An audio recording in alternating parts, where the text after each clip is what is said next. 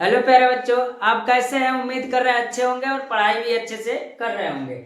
आज मैं class 10th का इंग्लिश का इंपॉर्टेंट क्वेश्चन बताऊंगा जो कन्फर्मली आपको पूछता वो होता है सेंट्रल आइडिया।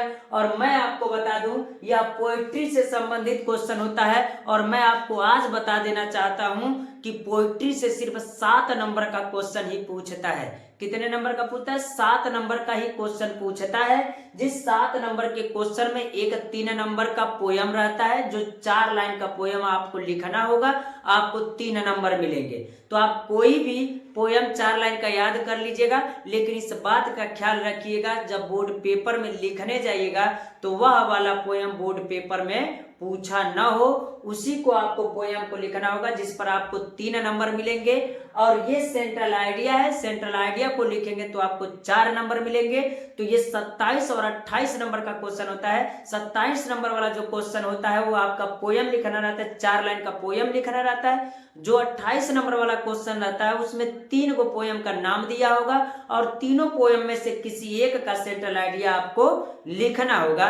तो आइए प्यारे बच्चों, आज हम आपको बता रहे हैं फायर एंड आइस का सेंट्रल आइडिया। और जैसा कि आपको हम बता दें, इसमें जो कह रहा है, जरा क्वेश्चन को देख लेते हैं सेंट्रल आइडिया क्या कह रहा है। कह रहा है कि the poem fire and ice, यानी ये लेसन 2 का है।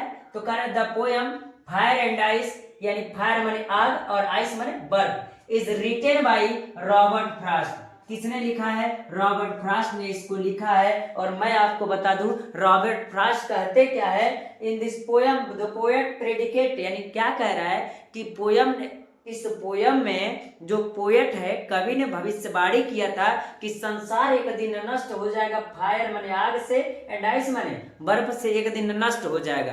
तो कुछ लोग का मानना यह रहता है कि ये संसार आग से नष्ट हो जाएगा और कुछ लोग का मानना रहता है कि ये बर्फ से पूरी दुनिया क्या हो जाएगी?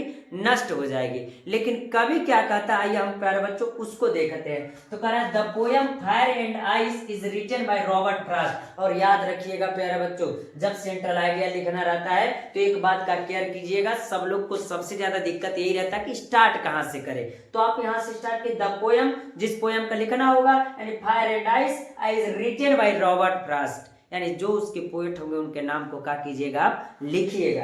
अगला करा इन दिस पोयम, यानी इस पोयम में द पोएट माने कवि, प्रेडिकेटेड माने भविष्य, प्रेडिकेट माने भविष्यवाणी करता है about the end of the world, यानी संसार की समाप्ति की भविष्यवाणी करता है। और कहता है सम पीपल माने कुछ लोग, से दैट माने कहते हैं, द वर्ल्ड माने संसार, यानी कुछ लोग कहते हैं कि संसार का हो जाएगा, खत्म हो जाएगा।